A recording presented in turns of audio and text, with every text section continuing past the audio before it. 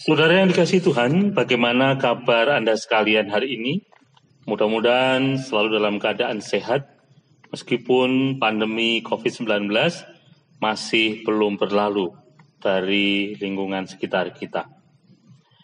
Nah, hari ini, hari Rabu 28 Oktober 2020, kita bertemu kembali dalam Inspirasi Sabda Gereja Kristus Raja Baciro, Yogyakarta.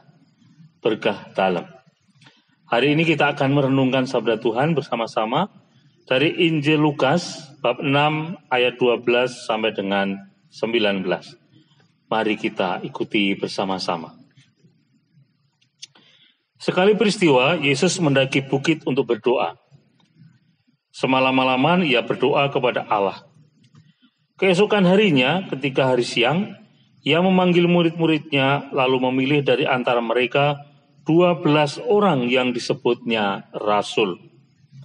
Mereka itu ialah Simon, yang juga diberi nama Petrus, Andreas saudara Simon, Yohanes dan Yakobus, Filipus dan Bartolomeus, Matius dan Thomas, Yakobus anak Alfeus, dan Simon yang disebut orang Selot, Yudas anak Yakobus, dan Yudas Iskariot yang kemudian menjadi pengkhianat. Lalu Yesus turun bersama mereka dan berhenti pada suatu tempat yang datar.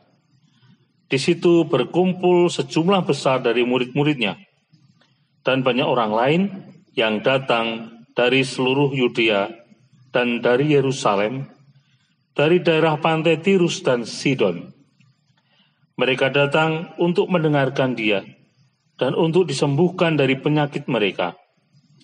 Juga mereka yang dirasuk oleh roh-roh jahat beroleh kesembuhan.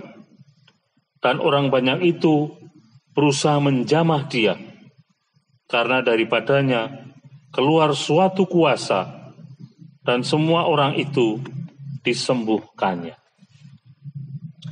Saudara, hari ini kita mendengarkan bacaan sebagai awal dari perjalanan Yesus bersama para rasulnya.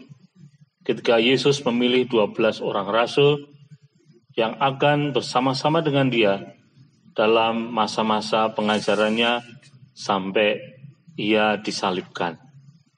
Bahwa ada Yudas Iskariot yang kemudian menjadi pengkhianat, itu adalah sebuah peristiwa yang memang harus terjadi. Saudara, ketika kita semua dibaptis, sejatinya kita sudah membawa apa yang disabdakan oleh Kristus, yaitu membawa tugas sebagai rasul.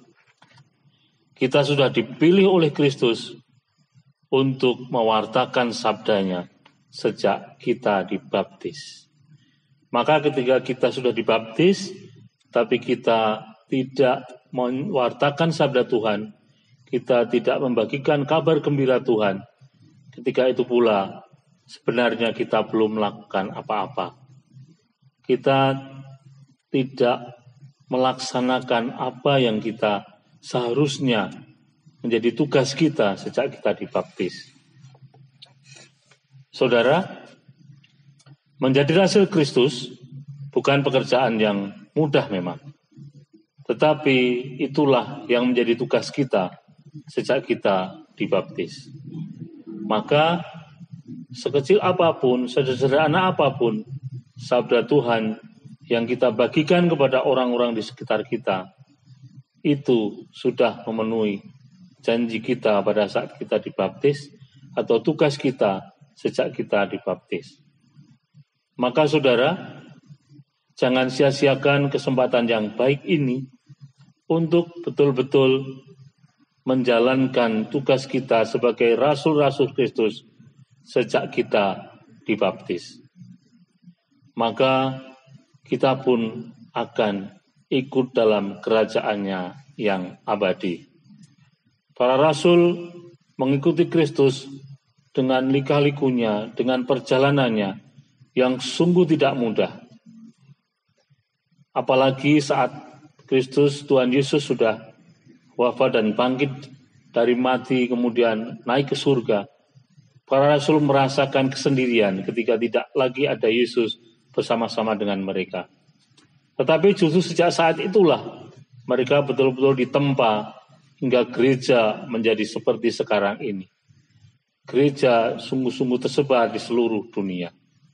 Maka saudara, mari kita jangan putus-putus untuk terus menyebarkan sabda dan kabar gembira Tuhan kepada siapapun, agar semakin banyak orang yang percaya kepada Tuhan Yesus dan semakin banyak orang pula yang nantinya akan bersama-sama Tuhan Yesus dibaptis menjadi rasul dan akhirnya masuk dalam kerajaan surganya yang abadi. Memang tidak mudah, tapi itulah salib kita masing-masing yang harus kita panggul sampai pada akhirnya kita dipersatukan bersama Tuhan Yesus. Berkah dalam.